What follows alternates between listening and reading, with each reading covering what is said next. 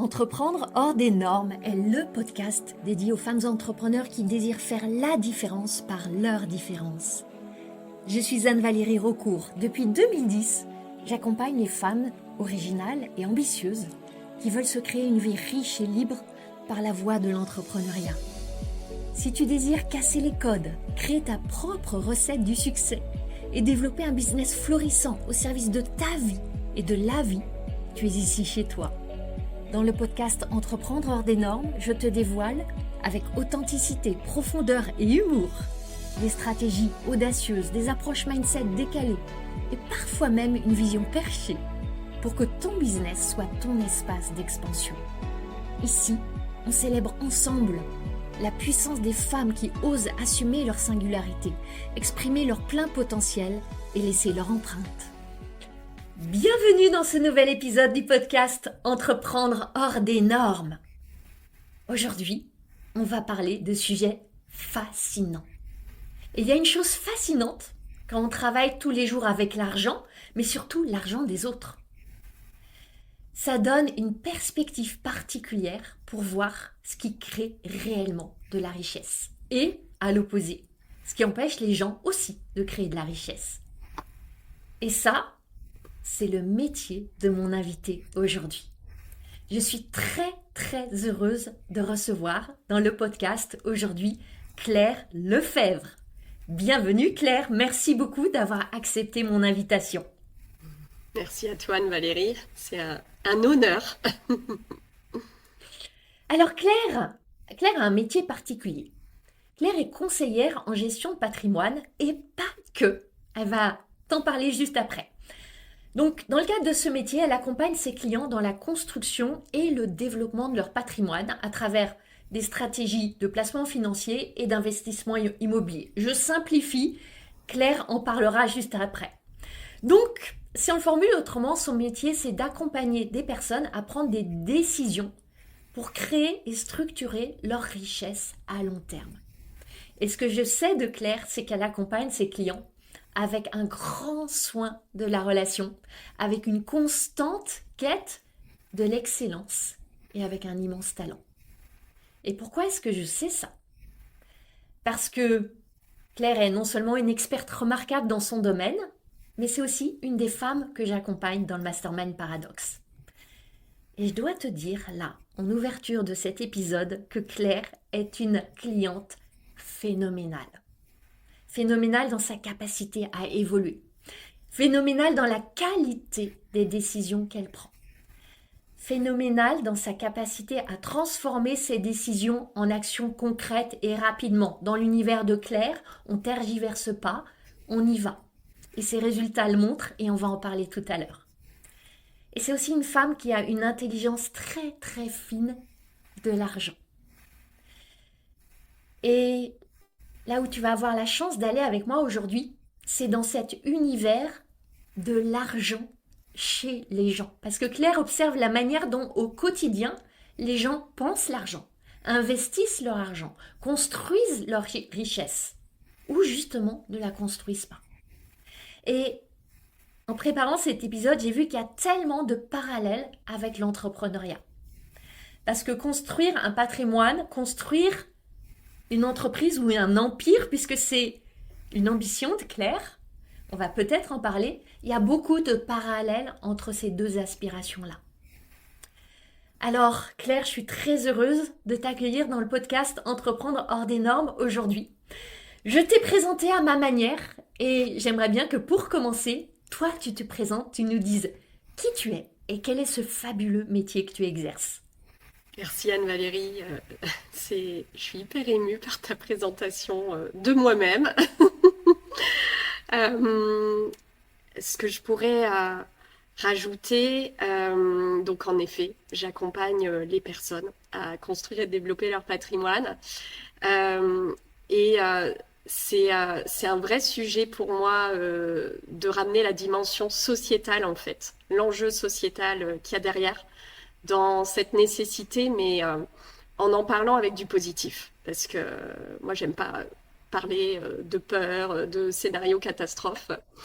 Et Et en effet, l'autre aspect atypique de mon métier, tu as parlé de ma volonté d'avoir un empire et ça fait partie de ma grande vision d'accompagner les personnes au-delà de construire et développer leur patrimoine à créer leur richesse parce que euh, on peut créer de l'argent de différentes manières et j'aime l'idée qu'on se considère comme son propre actif en mettant vraiment en mouvement tout ce qu'on est en capacité de créer.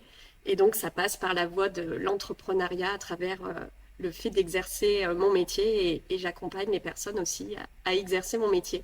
Donc, pour moi, c'est vraiment dans une quête long terme, de grande vision aussi. Et les deux vont ensemble, d'une certaine façon.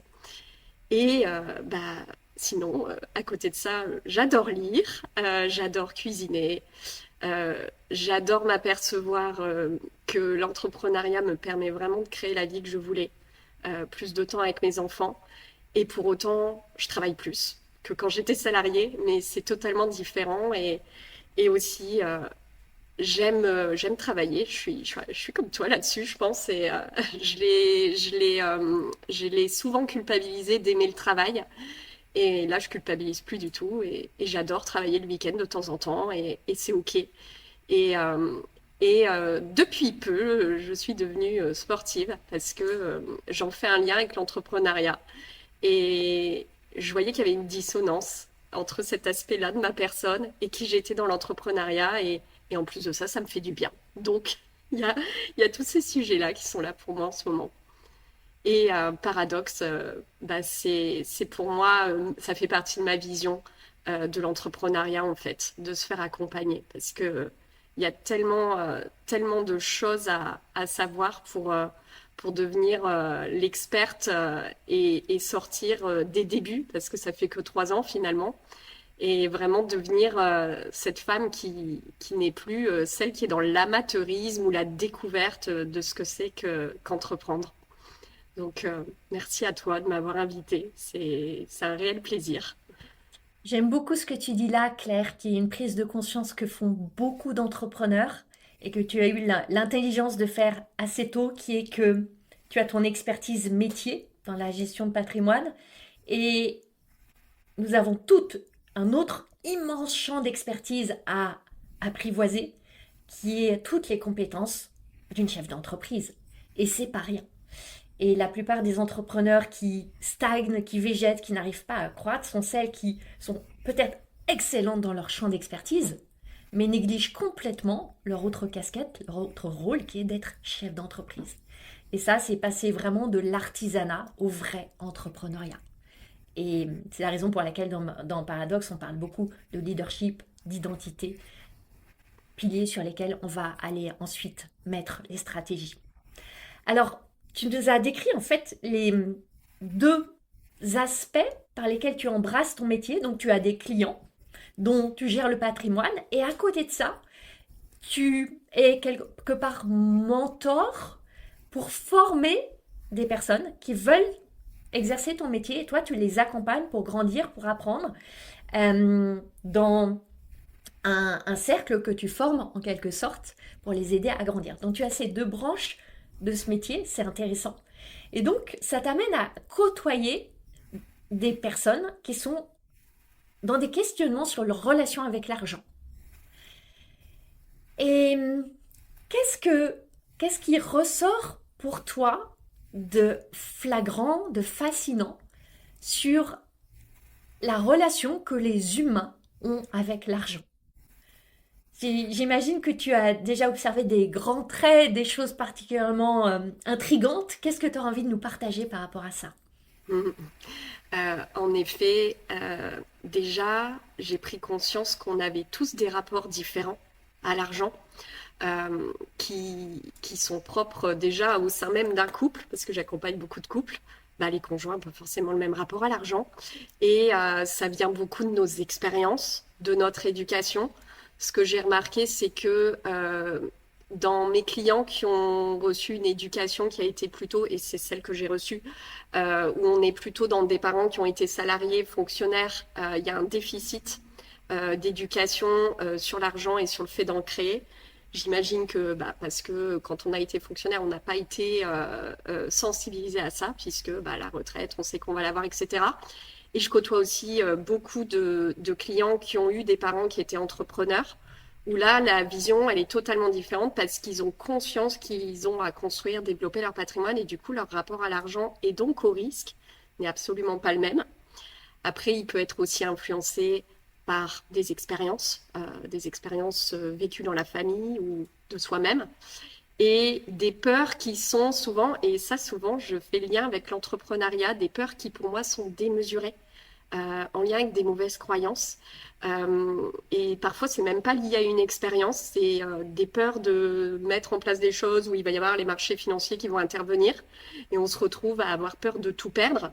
Limite des peurs un peu assimilées à comment ça se passe quand on joue au casino ou en crypto-monnaie, par exemple. Et alors que les chiffres disent totalement l'inverse sur de longues années avec des crises. Et pareil, en immobilier, il peut y avoir cette croyance euh, qu'il faut faire beaucoup de travaux pour avoir un immobilier rentable. Et ça, en effet, la plupart de mes clients n'ont pas envie de passer tout leur week-end à faire leurs travaux, des gestions de problèmes et aussi de ne pas savoir vers qui se tourner. Et il y a plein de sujets comme ça. Et j'ai aussi beaucoup de clients parce que je pense que comme je suis comme ça, j'attire à moi des clients comme ça qui aiment profiter de la vie, qui sont très cigales et qui imaginent que si elles se mettent à construire leur patrimoine, elles vont avoir à se priver. Et ça, pour elles, ça peut être... c'est l'un ou l'autre. On ne peut pas avoir les deux. Et ça, c'est ce que je remarque beaucoup. Et à l'inverse, j'ai des clients très écureuils qui oublient de se faire plaisir. Et quand je les accompagne, ils prennent conscience que tout va bien et qu'en fait, on peut aussi se faire plaisir à côté. Donc, c'est hyper riche dans les différents profils que j'ai. Euh, et je pourrais en parler pendant des heures, donc je vais m'arrêter là. Mais c'est vraiment intéressant et ça me fait aussi travailler moi-même ma relation à l'argent. Mm. Et je vais terminer là-dessus parce que ce que j'ai identifié, c'est que des fois, je projette moi mes propres pensées qui sont pas forcément les croyances de mes clients. Et ça, c'est un vrai muscle à avoir de me dire, on n'a pas forcément le même rapport à l'argent. C'est intéressant parce que ces freins ou résistances que tu nous partages et que tu observes chez tes clients, qui parlent de rapport au risque, qui parlent de tolérance à l'incertitude, qui parlent de besoin d'avoir des assurances quelque part, de contrôler ce qui va se passer. En fait, c'est un parallèle parfait avec l'expérience que nous vivons dans l'entrepreneuriat et que toutes les auditrices et auditeurs vivent, de se dire, j'investis déjà du temps, assurément, j'investis de l'énergie, assurément, j'investis de l'effort, j'investis du travail, et toi et moi, on se rejoint sur cette beauté de la valeur travail. J'investis de l'argent, mais oui, intrinsèquement, entreprendre, c'est investir pour avoir un retour sur investissement. Et c'est exactement, mais le parallèle, il est parfait de ce que tu fais avec tes clients qui veulent investir pour avoir sur un retour sur investissement. Et on ne sait pas exactement. Ah oui, il y a des placements qui sont garantis, certes, mais si on veut gagner beaucoup, en général, on a à risquer beaucoup plus.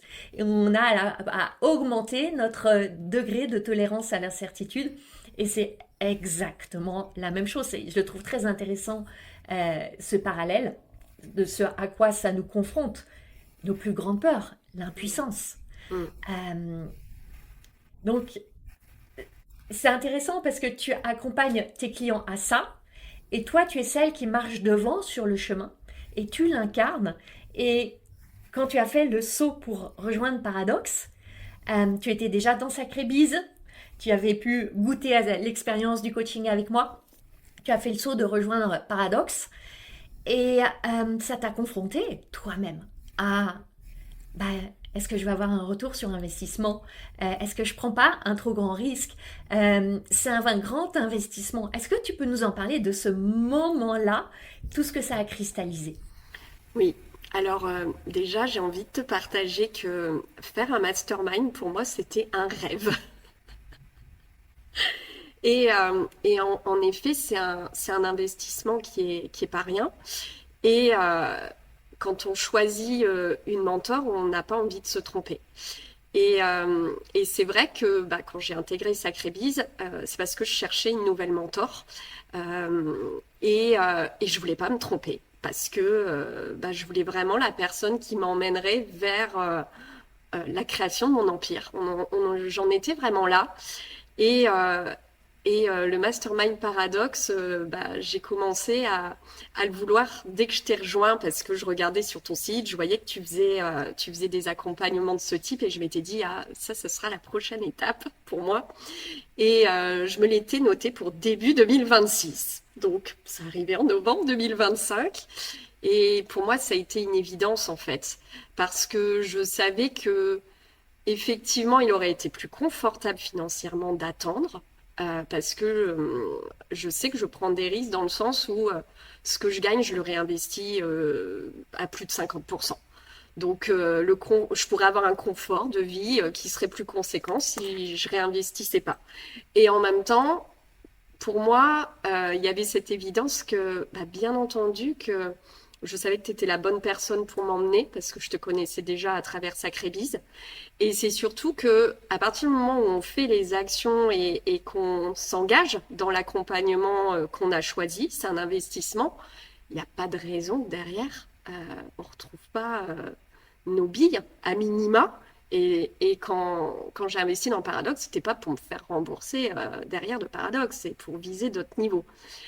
Et donc ça, il n'y a pas de sujet, je l'ai remboursé, le Mastermind Paradox. Et, euh, et j'ai pas tellement eu peur de prendre des risques. Je me suis pas tellement demandé si j'allais avoir un retour sur investissement, parce que je sais que j'allais m'engager. Et en même temps, si je l'avais pas eu, je suis à peu près sûre que la raison, ça aurait été parce que j'ai pas appliqué. C'est ça qui s'est passé pour moi.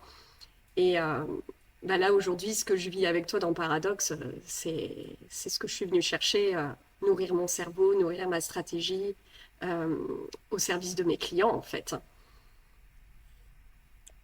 Ça parle vraiment de responsabilité, de cette responsabilité de te dire j'investis et j'ai tout pouvoir pour créer mon retour sur investissement. Parce que oui, on va me donner tous les moyens nécessaires et avec tous ces moyens, j'ai la responsabilité de créer mon retour sur investissement. Au moment où on enregistre cet épisode, on est à 3 mois et demi de ton début dans Paradox. On n'est pas du tout à la fin du parcours encore. Et c'est important de le dire. Euh, Est-ce que tu peux nous dire voilà, des résultats concrets que tu as déjà eus? Qu'est-ce que tu savoures déjà de cette Mm. expérience? Alors déjà, en résultat concret, je suis entrepreneur depuis septembre 2022 et je suis en train de réaliser ma plus grande année. Et j'ai déjà dépassé l'année dernière de loin, alors que nous ne sommes qu'au mois de début mars, mi-mars, à l'heure où on enregistre. Donc il y a déjà ça, les résultats en termes de chiffre d'affaires. Euh, je ne l'ai pas dit, mais ce que j'étais aussi venue chercher, c'était d'élever ma posture de leader. Et ça, je vois que ça s'affine tous les jours dans des moments très subtils de ce que je vis au quotidien. Euh, la richesse de toutes les expertises que tu nous permets de découvrir. Euh, Par exemple, le marketing, mais le voir comme quelque chose de vraiment chouette, de vraiment relationnel. Et inconsciemment, je suis venue chercher le marketing. C'est pas forcément quelque chose que j'ai identifié dès le départ. Je suis dès le départ beaucoup venue chercher une vraie guide stratège, intelligente. Et c'est pour ça que je t'ai choisi, parce que tu incarnes tout ça. Et c'est ça que je suis venue chercher au départ. Mais il y a d'autres choses à côté dont j'avais besoin que j'ignorais, que je découvre un petit peu tous les jours, qui sont vraiment de l'ordre du marketing, des stratégies, de aussi affiner les expertises autour de la vente et la façon dont tu nous l'enseignes, elle est magnifique. Parce que moi, dans mon univers, je suis quand même dans un univers qui est très masculin et je me retrouve pas trop dans ces énergies-là, même si je pense que j'ai un côté très dans l'action. Et du coup, moi, ces enseignements-là, ça me parle pas du tout. Et j'ai besoin, oui, d'être dans l'action, mais avec quelque chose qui me ressemble beaucoup plus et qui est beaucoup plus humain, sensible, intelligent aussi dans l'intelligence relationnelle, les subtilités, et pas des phrases toutes faites comme on pourrait m'enseigner en fait. Moi, ça, c'est hyper important pour moi. Et tellement de choses. Le soutien au quotidien, tu vois, j'ai envie de parler de l'exemple de ce matin parce que j'ai posé des questions dans notre groupe privé.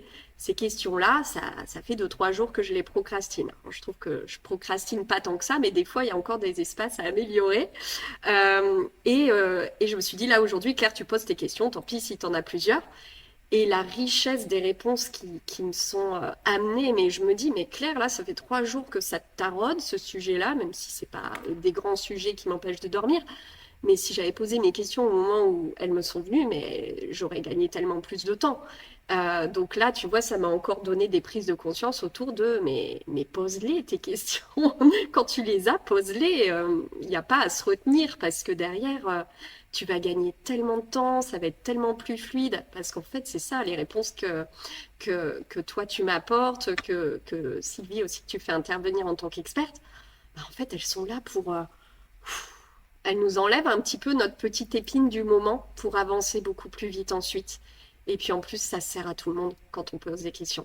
Parce que là, on voit les ricochets aussi entre nous dans le mastermind. C'est génial. C'est sa vie et de se dire que ce que je vis au quotidien, on le vit ensemble en fait. Et ça porte. On est tout en train de se tirer vers le haut et de s'élever. Donc enfin, moi, j'adore ce que je vis. C'est génial. Moi, j'adore le vivre avec toi, avec vous toutes. Et en effet, l'exemple de ce matin, il était magnifique. Tu as posé par audio tes 2 questions. Il y a Anne qui a posé une question similaire en disant, ah bah oui, moi j'ai la même question que Claire. Voilà, grand flot de réponses et puis ça rebondit derrière. C'est magnifique et c'est vraiment un honneur et un privilège pour moi de guider cet espace-là. Et ce que j'ai observé en toi, Claire, et pour revenir à ton métier, c'est l'élévation de ton positionnement. Très rapidement, tu as pris des décisions radicales, des décisions très courageuses, d'élever ton positionnement, c'est-à-dire d'être plus sélective dans le type de dossier, de client que tu souhaites accompagner. Ça a nécessité de dire des non pour mieux dire des oui, d'exprimer des choses parfois pas faciles. Et, euh, et tu as élevé ton leadership de manière déjà phénoménale en là à peine quelques mois. Euh, Est-ce que tu peux partager justement qu'est-ce que ça change dans ta posture avec tes clients, dans ta posture dans ton métier et dans ta posture de femme dans ton métier? Parce que je veux aussi qu'on aborde ça. Tu es en effet dans un métier très masculin. Je le connais un petit peu par ailleurs, ce métier. J'ai vraiment l'image d'un métier très masculin, pushy, voilà, les vieux codes qu'on a à l'esprit. Et toi, tu es là avec cette part masculine d'action, de femmes qui décident, de femmes engagées, et en même temps cette grande sensibilité, cette grande finesse relationnelle, cette grande empathie. Donc comment est-ce que tu as encore cranté vers le haut dans tout ça au cours des semaines et quelques mois là qui ont passé? Mm, mm, mm. Bah déjà, ça part d'une évolution de moi en tant qu'entrepreneur parce que bah, quand j'ai commencé à 3 ans, je suis partie de zéro. J'ai eu à construire mon portefeuille avec très vite énormément de rendez-vous. J'ai construit plus de 100 clients en 3 ans, donc c'est pas mal. Et je me suis très peu posé la question au début de ma rentabilité en termes d'entrepreneur. Et quand je t'ai rencontré pour le mastermind en particulier, notre premier scan business, où je t'ai partagé que je me retrouvais dans une phase où bah, j'avais besoin aussi d'avoir des dossiers qui allaient me permettre de pérenniser mon entreprise. Parce que quand j'ai commencé, j'étais vraiment dans une optique de démocratiser le métier. Parce que je suis issue de la classe moyenne et c'est vrai que j'ai souvent eu des... Je me suis sentie limitée en fait par rapport à... Il y a quelque chose qui me vient autour de... J'avais pas les moyens financiers de mes ambitions. Et du coup, j'avais vraiment envie que des personnes qui me ressemblaient dans cette Claire-là à l'époque puissent bénéficier de mon accompagnement haut de gamme. Et je suis hyper heureuse parce que bah, j'ai permis ça dans mon portefeuille. Et en même temps, bah, j'ai attiré au fil du temps des dossiers de plus en plus importants. Et là, j'ai vu un autre niveau dans le sens où bah, j'ai vu que j'allais pouvoir m'amuser beaucoup plus dans la stratégie, en fait. Parce que forcément, quand on a des dossiers plus importants, on peut faire beaucoup plus de choses, on peut faire des liens. Et pour moi, mon cerveau est beaucoup plus enrichi. Et là, j'étais à un tournant où, en fait, bah, il devenait évident que j'avais à attirer exclusivement désormais ces dossiers-là, en fait. Et quand je dis ces dossiers-là, bah, c'est des dossiers à minimum 6 chiffres, parce que c'est pas ma vision d'avoir 1 000 clients comme un conseiller bancaire classique, parce que je pourrais pas les suivre par rapport au niveau de proximité que je désire avec eux. Minimum, les voir une fois par an. Bah, une fois par an, il y a 52 semaines. C'est pas compliqué, le calcul, il est vite fait. Je vais me limiter à 150, 200 clients, en fait. Et c'est une limite que je choisis d'avoir. Et pour pouvoir tenir cette promesse-là, bah, ça veut dire que désormais, les prochains clients que je vais accueillir, j'ai à faire des choix et à me dire que bah, oui, je vais être sélective dans les dossiers. Et en effet, dire non à des gens, ça m'a été souffrant et difficile. Tout comme j'étais dans une phase à un moment donné où j'accepte que comme je change radicalement de positionnement, bah, je ne suis plus dans la même cadence de rendez-vous. Euh, J'avais 7-8 rendez-vous par semaine, bah là, je m'autorise à vivre cette phase-là qui est évidente pour avoir plus d'espace pour mon autre pilier qui est de développer une équipe d'entrepreneurs en fait. J'aimerais bien que tu nous en parles justement de ce second pilier qui est moins connu parce que le métier de conseiller en gestion de patrimoine, voit peut-être pas, peut-être qu'on l'assimile au conseiller bancaire, c'est pas la même chose, mais voilà, c'est quelqu'un qui t'aide à gérer ton argent. Et cette seconde branche de ton activité, qui est plus atypique, j'aimerais bien que tu nous en parles parce que déjà ça parle de toi, aussi de ton âme de fédératrice, de cette femme si relationnelle, de ta qualité pédagogique, de ton amour de la transmission. Et ça peut résonner avec des personnes qui nous écoutent. Donc, est-ce que tu peux voilà, nous parler de cette seconde partie d'activité que je trouve passionnante et que tu es en plein en train de développer et c'est magnifique. Mm, mm.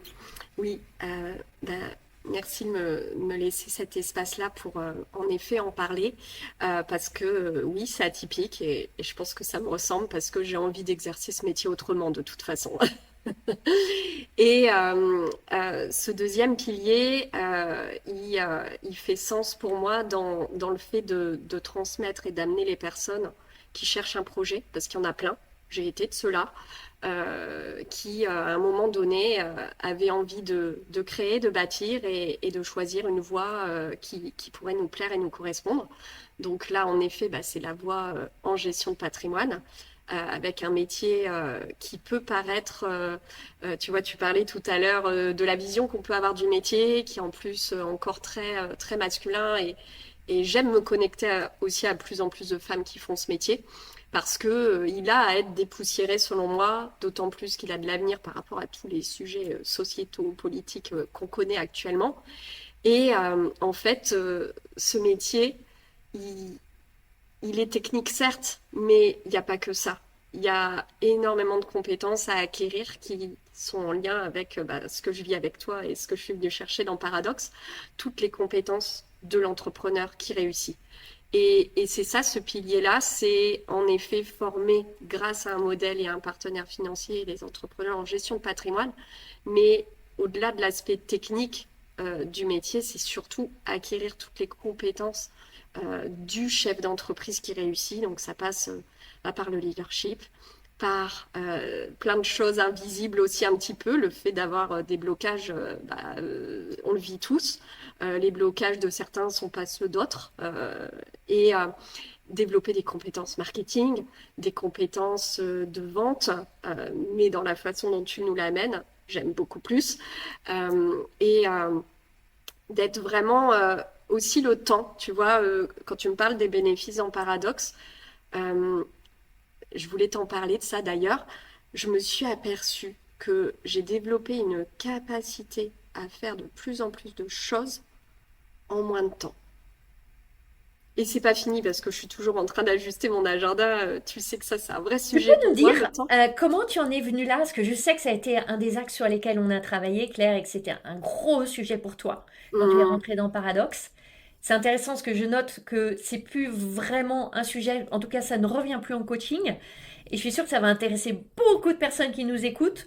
Comment tu réussis à faire plus en moins de temps? Parce que tu es maman, tu as deux enfants, tu as tes activités sportives, tu as toute une vie à côté, tu as plus de 100 clients. Donc ça fait beaucoup pour une femme. Tu es mariée, tu as un époux, etc.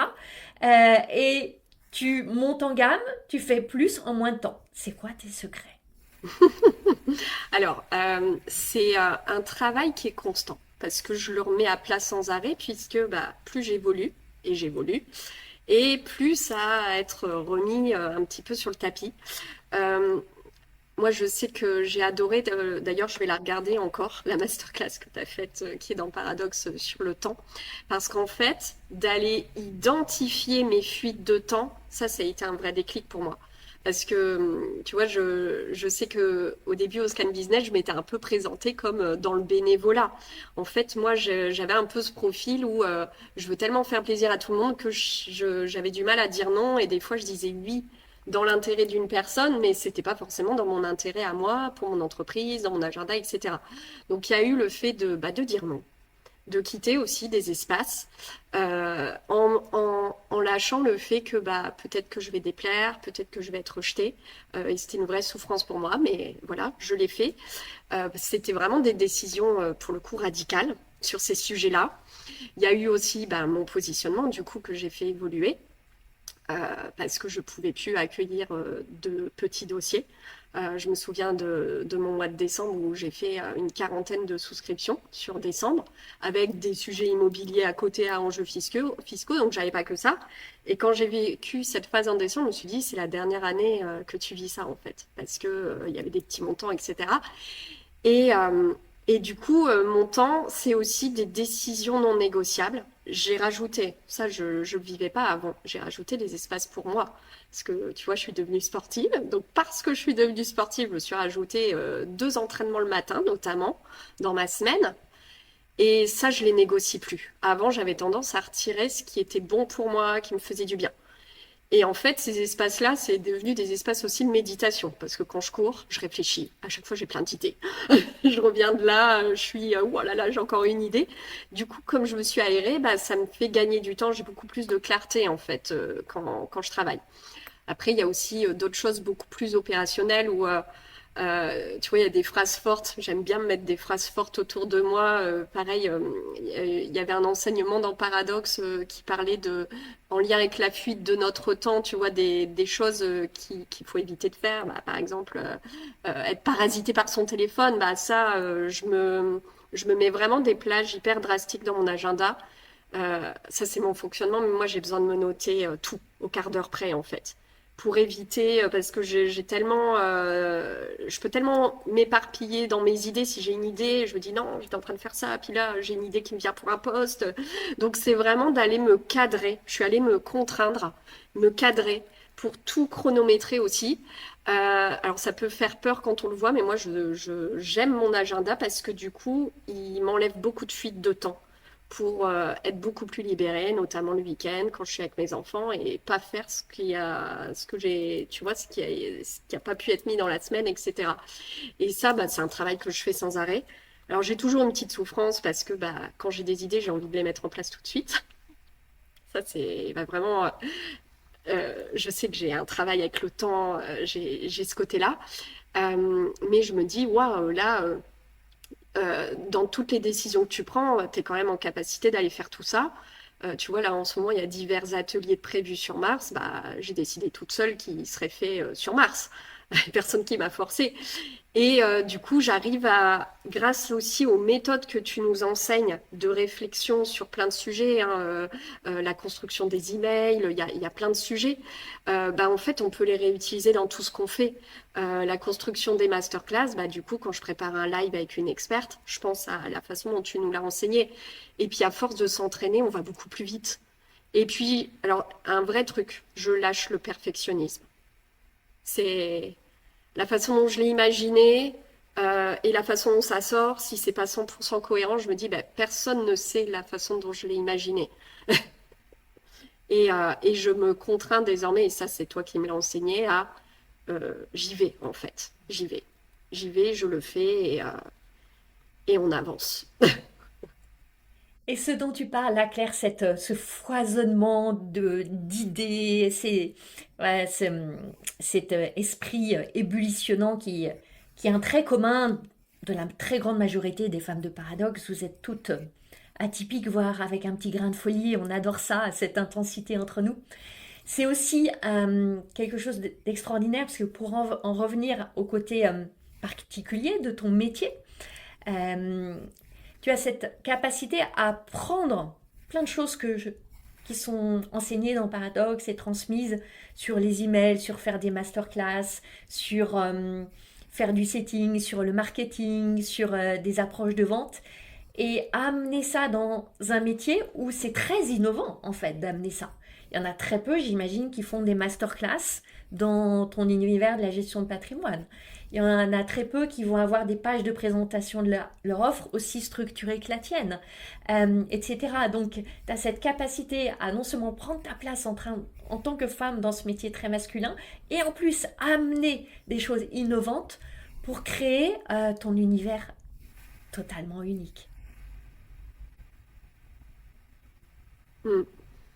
Et, euh, et ça me fait rebondir sur quelque chose parce que quand je me mets dans la tête de mes clients, oui, ces sujets les intéressent, mais ça les intéresse pas de lire sur ces sujets. Et quand je lis sur ces sujets, alors que moi-même je suis professionnelle, en général, ce que je vois, je trouve ça ennuyeux. La façon Tu dont... dis les sujets, les placements Ouais. financiers, etc. Les Mm, fonds, mm. les rendements, tout ça. Voilà, exactement. Et moi-même, quand je lis, je me dis, c'est un peu chiant, quoi. Et Et toi, c'est tu vrai. amènes un souffle de fraîcheur, un vent de nouveauté, des perspectives radicalement nouvelles. Et c'est aussi ce que je vois, tu vois, là, c'est vraiment l'émergence de ta différence, de ta singularité, de ta force, ton empreinte totalement unique en fait dans ce métier qui fait que tes clients viennent à toi, que ton réseau se crée, que tu es en train d'exploser sur LinkedIn. Voilà, on peut en parler de LinkedIn, tu étais un petit peu timide il y a quelques mois et là, tu es en train de réellement prendre ta place. Mm, Voilà, c'est vraiment une question en tant que femme de prise de place souveraine dans tous les pans où tu as décidé d'être. mm, mm. Tout à fait, t'as raison, c'est exactement ça. Moi, là-bas, j'aime pas les réseaux sociaux. Alors, je pense qu'aujourd'hui, on me croirait plus. Je ne te crois plus, Claire. Et en fait, c'est de le voir autrement. Et ça, c'est aussi toi qui nous l'enseigne, de se dire, on transmet un message, on crée du lien, on remplit une mission. Ça, la mission de vie, une fois qu'elle est claire, euh, il y a plus rien qui nous arrête, en fait. On y va, quoi. On se pose plus la question. Et tu vois, moi, j'avais peur de mauvais commentaires, de choses comme ça. Bon, pour l'instant, tout va bien. Et ce que tu nous dis là, et merci d'amener ce message, c'est que, et c'est vraiment une de mes intentions en accompagnant en particulier dans Paradox, et Sylvie, qui est notre expert de la vente, le dit aussi à sa manière, c'est ultimement, bien sûr, c'est de vous faire avoir des résultats. Moi, j'aime dire, ce qui me passionne, c'est de vous voir créer chacune votre success story. On crée des histoires à succès, mais pas n'importe comment. En apprenant à aimer le marketing. Ce que tu nous dis, c'est que t'aimais pas ça et maintenant t'aimes ça. À aimer la vente. Combien détestes la vente et tu as découvert une manière de vendre, de contacter les gens, de prospecter qui te ressemble, qui t'anime. Et c'est mettre de l'amour dans tous ces pans où il y avait soit de la détestation, soit une forme d'espèce de neutralité plus ou moins bienveillante, et de mettre de l'amour dans tous ces pans. Et là, bah, chaque journée est une journée d'amour, en fait. Mm, mm, mm, mm. Et il y a aussi le fait que bah, quand on aime son entreprise, euh, tous les pans d'amour, ils sont un petit peu partout en fait. En effet, c'est de me dire qu'est-ce que je peux faire chaque jour pour aimer les tâches, même celles qui me plaisent le moins de premier abord. Typiquement, moi, j'ai une grande charge administrative. C'est pas ce que j'aime le plus, mais l'administratif, pour moi, c'est des contrats. Donc, si je les fais pas, ça rentre pas.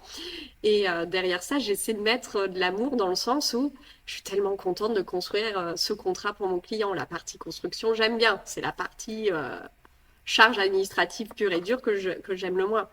Et il y a aussi cette notion de lâcher le temps avec tout ça parce que là, aujourd'hui, je vois l'évolution sur ma visibilité sur LinkedIn.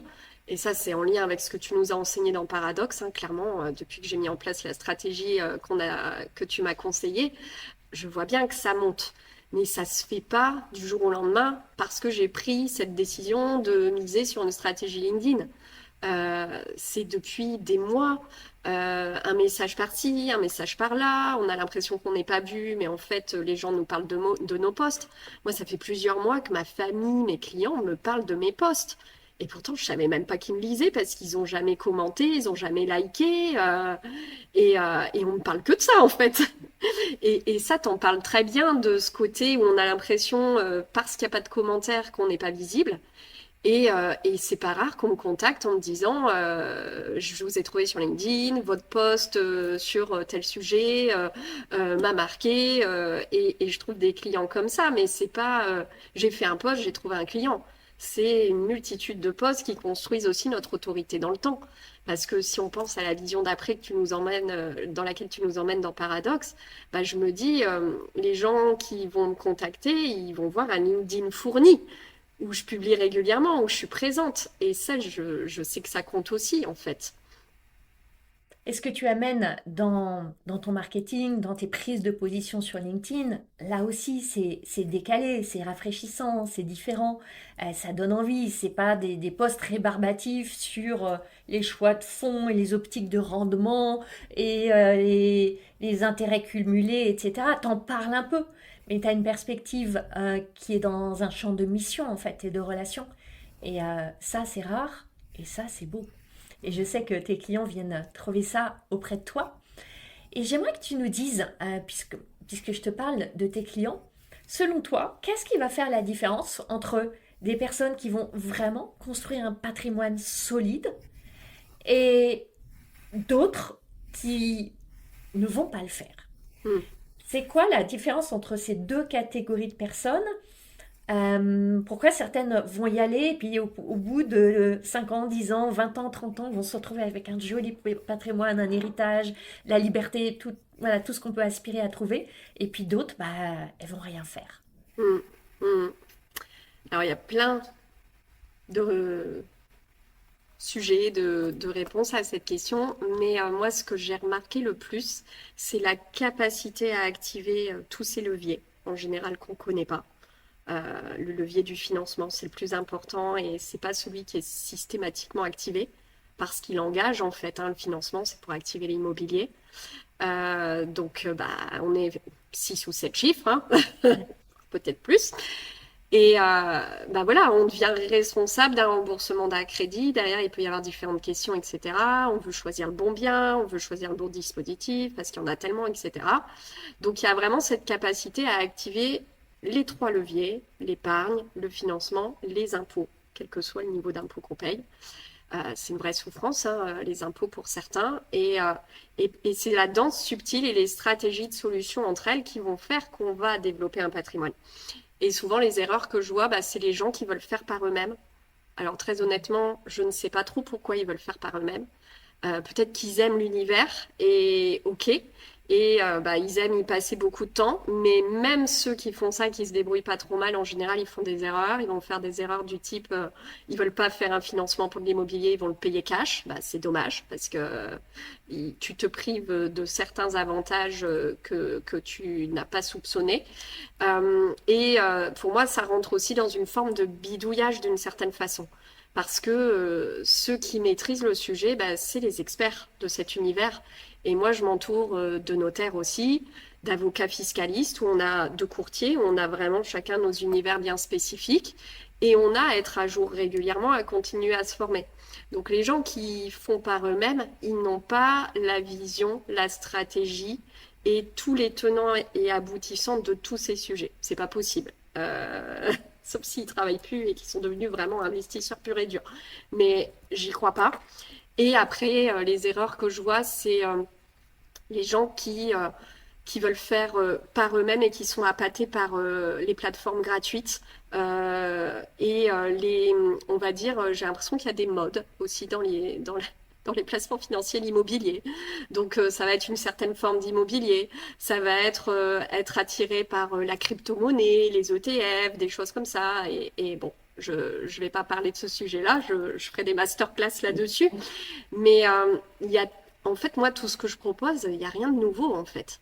On parle de dispositifs, on parle de lois, mais qui existent depuis des années et qui fonctionnent avec des experts, des sociétés de gestion de renom. Et en fait, euh, il faut juste être informé, être accompagné surtout et mettre en place les bonnes ficelles et accepter qu'il y ait du temps. Qui... Il faut qu'il y ait du temps. Il faut qu'on ait du temps pour laisser les effets cumulés travailler. Parce que des fois, j'ai des personnes qui veulent du rendement tout de suite. Bah, oui, c'est possible, mais on ne fait pas ça pour ça. C'est comme en Et entrepreneuriat, il y en a tellement qui veulent les résultats du jour au lendemain en étant appâtés par quelques posts sur Instagram qui font miroiter les 100 000 € avec quasi un claquement de doigts qui ressemble à la visualisation et la manifestation, etc. Donc ça crée bien des illusions et des désillusions. Et ça ne veut pas dire qu'il faut des années non plus, étant un exemple vivant, Claire. Ça peut être rapide et c'est avec le travail, ce beau travail, ce magnifique travail, ce travail qui nous façonne en fait. un travail et aussi un engagement. Et tu vois, moi, ça, je le vois aussi. Quand mes clients s'engagent pleinement et qu'ils acceptent de ne pas tout savoir sur là où on va. Ils comprennent les enjeux, ils comprennent la stratégie, mais ils n'ont pas à tout savoir. Ceux qui acceptent l'entièreté de la stratégie, c'est ceux-là qui gagnent. Ceux qui renégocient derrière avec la stratégie, en général, bah, ils impactent la stratégie. Donc, ils auront une moitié de résultat.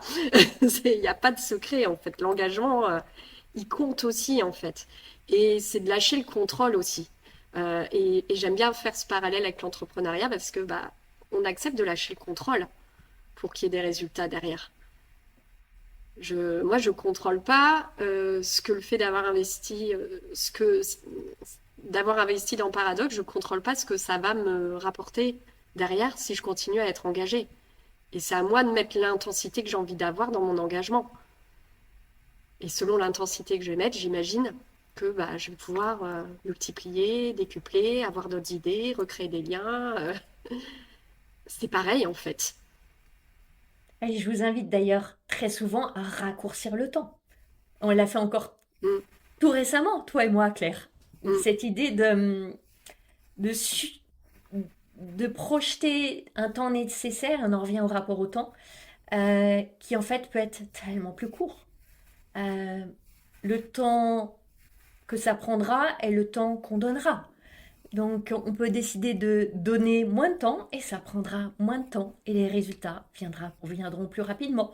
Il y a quelques lois quasi mathématiques, en tout cas très logiques, qui mm. jouent en entrepreneuriat et ça parle aussi d'intensité en effet. Il y a plein de choses qui ne sont pas en notre pouvoir, notamment la précision du timing, mais il y a tellement de choses qui sont en notre pouvoir. Mm. Et notamment cette intensité, cette intentionnalité, les actions posées jour après jour. Il y a tout un champ de pouvoir et c'est là qu'on va se concentrer. Et c'est la même chose avec tes clients quelque part. Mm. Oui, j'ai envie d'amener aussi que parfois c'est des actions simples, mais répétées. Et de se dire, je me couche pas si j'ai pas fait ces trois actions-là, en fait. Et, et très souvent, c'est des actions très simples. Ouais.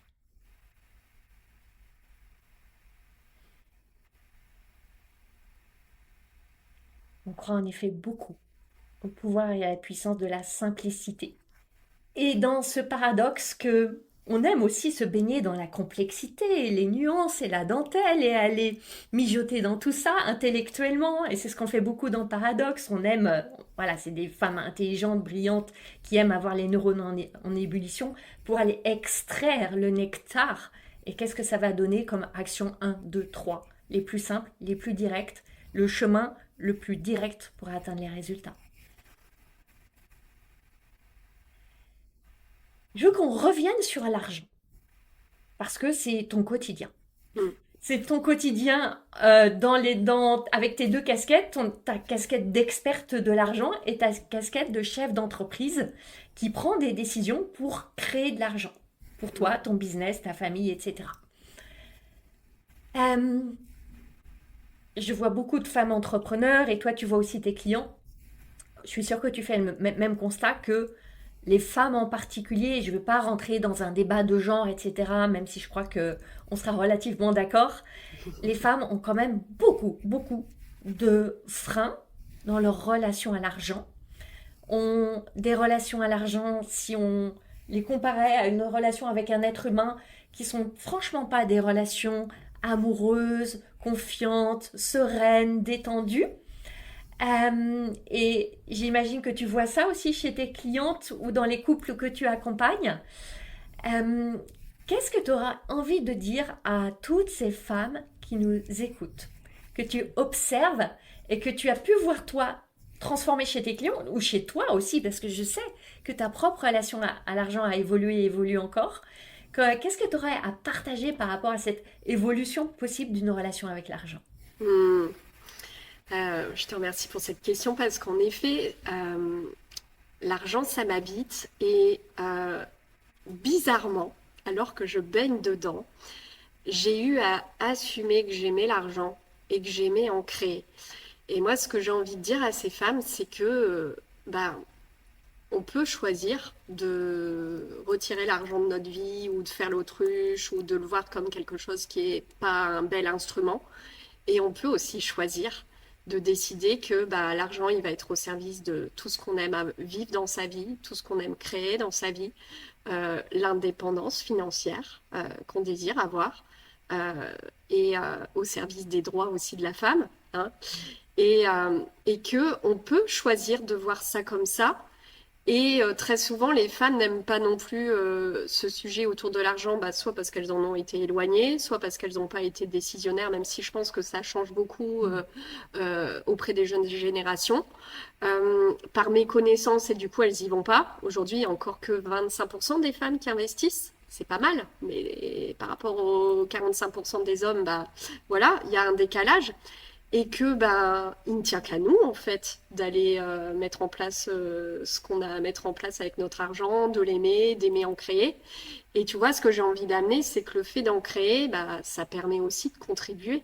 Parce que très souvent, il y a un côté si j'ai trop d'argent, je vais pas être généreuse, je vais pas être une bonne personne. Il peut y avoir des aspects comme ça. Moi, typiquement, depuis que j'ai entrepris, j'ai décidé de reverser 1% de mon chiffre d'affaires à une fondation pour la planète et pour l'éducation des enfants à travers le monde parce que ça me porte, j'ai trouvé ça magnifique comme projet. Et j'ai pas attendu de me rémunérer pour le faire. J'ai voulu le faire tout de suite parce que ça faisait partie de mes valeurs, etc. Et du coup, forcément, comme mon chiffre d'affaires évolue, là, j'ai eu la joie de voir la contribution que j'ai eue cette année parce que je ne m'étais pas attardée dessus et je me dis, en fait, c'est plus que ce que j'ai jamais donné, tout court. Quand j'étais salariée, quand j'étais plafonnée, parce que il y avait d'autres sujets avant ça. Et il y a l'envie qui était là d'être généreuse, mais je le faisais pas parce que j'avais plein d'autres choses à côté. Que là, aujourd'hui, je me pose plus la question. Donc l'argent, il peut aussi être un outil qui va permettre de contribuer à ce qui fait sens pour nous. Donc pourquoi ne pas l'aimer et pourquoi ne pas le créer? Et en plus de ça, il y a tellement de façons d'en créer de l'argent. Ce que je remarque aussi beaucoup avec mes clients, parce que j'ai beaucoup de clients salariés, j'ai aussi des entrepreneurs, mais c'est qu'il y a cette vision de je ne peux créer de l'argent qu'avec mes revenus. Mais en fait, on peut se créer aussi des revenus sur bien des aspects. L'entrepreneuriat, j'écris un livre, je peux me créer des revenus, et aussi en investissant, bien entendu. Et très souvent, cette vision-là, elle n'est pas actuellement encore, je trouve, assez intégré dans l'esprit des gens, qui est que on peut multiplier nos revenus en fait. Donc ça amène pour moi une autre vision de l'argent et je pense que c'est hyper important d'en prendre conscience en 2026. Encore plus si on a peur de tous les contextes qui nous parasitent en fait. Encore plus, justement. C'est vraiment une invitation à une vision beaucoup plus expansive, abondante, libre et libérée de l'argent. Ce que j'entends que tu nous offres là, Claire.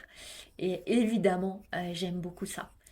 Et, et les femmes en ont tellement besoin et le monde se portera tellement mieux quand on aura plus de femmes qui auront plus d'argent qui circulera entre leurs mains pour plus de beau, de bon et de bien dans le monde, comme j'aime le dire. Et je sais que tu me rejoins là-dessus aussi. Si tu pouvais te retourner et envoyer un message à Claire d'il y a, allez, 3 mois, 4 mois, qu'est-ce que tu auras envie de lui dire? Hmm, question difficile.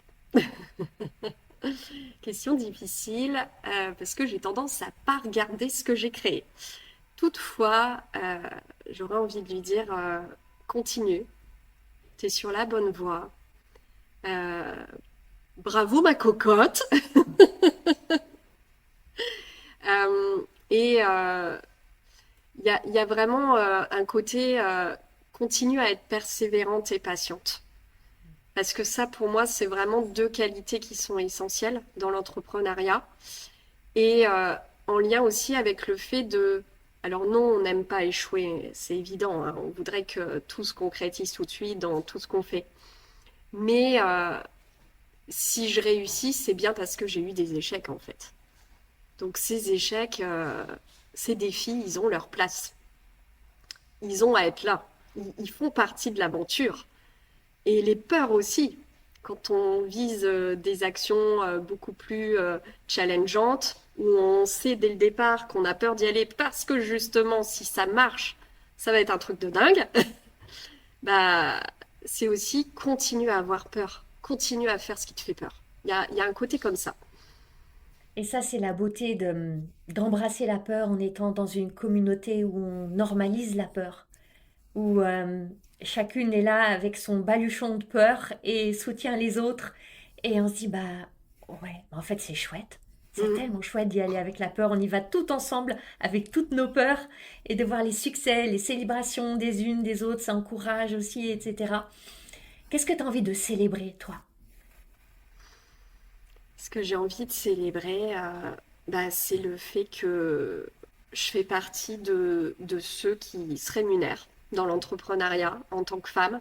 Et moi, j'adore les chiffres, les analyses, etc. Et déjà là, je me dis, bah, je fais partie d'une minorité qui est en train de se créer une entreprise qui sort de la survie pour aller vers la prospérité. Donc ça, c'est pas rien. J'ai envie de célébrer le fait que bah voilà, je m'étais construit une vision à minimum 5 ans et je regrette rien de tout ce qui s'est passé depuis que j'ai créé en fait. Bien sûr que j'ai fait des erreurs, mais j'ai pas fait d'erreurs dans les choix que j'ai pris, dans le fait de me faire accompagner, dans le fait de d'avoir mis en place ce que j'avais à mettre en place pour vraiment être cette femme qui va réussir en fait. Donc j'ai envie de célébrer la voie que je prends en tant qu'entrepreneur et l'entreprise que je suis en train de créer, tout simplement. C'est magnifique. On va approcher de la fin déjà Mm. de cet épisode, Claire. Ça passe extrêmement vite. Euh, on a parlé de paradoxe tout à l'heure. Quel message est-ce que tu auras envie de passer à des femmes là qui nous écouteraient, qui seraient chatouillées par l'envie de rejoindre Paradoxe, qui se tâtent, comme on dit? Quel message est-ce que tu aurais pour elles? Bah, j'ai envie de leur dire que si elles ont envie d'y aller, bah, qu'elles s'écoutent en fait. Qu'elles s'écoutent, qu'elles y aillent. Euh, je vois pas comment on peut être déçu, clairement, puisque je suis dedans. Euh, il y a que du bon derrière, en fait. Il y a que du bon. Et si elles hésitent et qu'elles sont prêtes à s'engager, ben, il y a pas de question à se poser. Euh, c'est l'espace qui va leur permettre justement d'atteindre ce qu'elles visent en termes de succès, en termes de réussite. Et on ne peut pas le faire tout seul, en fait. Il y a tellement de choses qui nous bloquent, qui nous empêchent de savoir la bonne stratégie. Il y a deux choix. Soit on continue à se dépatouiller tout seul et on peut perdre des années. Soit on décide de prendre une décision qui, oui, est engageante. Mais derrière, c'est pour gagner tellement de temps et amplifier son business. Donc, si c'est ça qu'on vise, il n'y a pas tellement de questions à se poser. Et toi, ce que tu vises, on peut le dire, Claire, c'est le x10, Oui, comme minimum minimum pour maintenant. C'est le pour cette x10 année. pour maintenant, comme d'autres dans Paradoxe. Et vous vous stimulez, encouragez, soutenez les unes les autres avec cette magnifique communauté dont je suis tellement fière. Mm, Les femmes peuvent être d'une cruauté immense entre elles, par jalousie souvent, et les femmes peuvent être aussi d'une bonté profonde entre elles. mm, Et là, on est dans un univers de bonté, de challenge aussi, de ouais. beaucoup de challenge et de bonté. Et ça, c'est une très très belle expérience à vivre. Alors, est-ce que tu peux dire, Claire, où est-ce qu'on peut te trouver pour toutes celles et ceux, puisqu'on a des hommes aussi qui écoutent le podcast, qui voudraient entrer en contact avec toi, qui voudraient avoir un échange avec toi au sujet de leur patrimoine, au sujet d'une éventuelle euh, évolution dans ton univers, puisque tu accompagnes aussi les personnes qui veulent se former et grandir dans la gestion de patrimoine. Où est-ce qu'on peut te trouver? Quels sont les espaces? Dis-nous cela. Alors, on peut me trouver. Alors, moi, je suis très présente sur LinkedIn. Donc, on peut me trouver, bien sûr, sur LinkedIn. On en a parlé de LinkedIn, hein, donc on peut me trouver sur LinkedIn. Et je suis en train de finaliser mon site internet. Donc, incessamment sous peu, on pourra aussi me retrouver sur ma page internet qui sera détaillée sur les deux accompagnements que je propose, bien entendu. Donc, on mettra dans les notes du podcast le lien vers ton LinkedIn, le lien vers ton site internet pour que les personnes puissent te contacter, entrer en échange avec toi et te parler de leur projet. Je vais te laisser la parole pour le mot de la fin. Qu'est-ce que tu as envie de partager pour clôturer cet épisode, Claire? Bah, j'ai envie de partager énormément de gratitude. Euh, j'adore, j'adore la vie que je suis en train de me construire. J'ai été salariée pendant 10 ans et j'adore ce que je vis dans mon quotidien d'entrepreneur, au-delà même de mon métier qui me passionne et que j'ai choisi. J'imaginais pas tout ce que je pouvais vivre autour, en fait. Le fait de retrouver la main sur mon agenda, d'avoir des moments beaucoup plus qualitatifs et dans l'amour avec mes enfants. Et le fait de m'offrir des expériences comme celles que je vis avec toi et qui, moi, le fait d'avoir un métier aussi élévateur qui me permette de nourrir mon cerveau grâce à des petites choses que j'ai décidé d'ajouter, parce que, bah, en effet, il n'y a pas beaucoup de consultants patrimoniaux qui sont dans un mastermind, je crois. Et voilà, moi, le mot de la fin, c'est vraiment de célébrer cette vie que je suis en train de me créer, ce rapport à l'argent que je suis en train d'aimer, cet argent que je crée un peu partout pour moi, pour les autres, et toute cette créativité aussi qui est revenue dans ma vie depuis que je suis entrepreneur. Et j'ai l'impression qu'elle n'a pas de limite. Et du coup, ça me contracte dans mon rapport au temps, mais c'est un autre sujet. Et je voulais te remercier, bien entendu, de m'avoir invitée, parce que cette mise en lumière, elle est magnifique, celle que tu me permets de vivre aujourd'hui. Et tu vois, je rêvais d'être dans un podcast, et le fait que ça soit le tien, bah, c'est une toute autre saveur, en fait. Merci à toi, Claire. Tu parles de lumière. Tu es une lumière pour tes clients, pour les personnes que tu accompagnes à grandir dans ce métier aussi, pour toutes celles et ceux à venir. Tu es une lumière aussi dans notre communauté Paradoxe. Tu es toujours engagée, présente, soutenante. tes idées vibrillonnantes, tu les offres avec générosité. Donc sache que c'est une joie et vraiment un honneur pour moi de t'accompagner. Et je vois les mois à venir avec un émoustillement et un émerveillement par anticipation, que je n'ai pas assez de mots pour ça. Merci infiniment Claire pour ce très bel épisode. Et bien toutes les auditrices et auditeurs du podcast, nous nous retrouvons la semaine prochaine pour la suite du podcast Entreprendre hors des normes. N'hésitez pas à contacter Claire qui vous recevra avec cœur et chaleur, et à la semaine prochaine.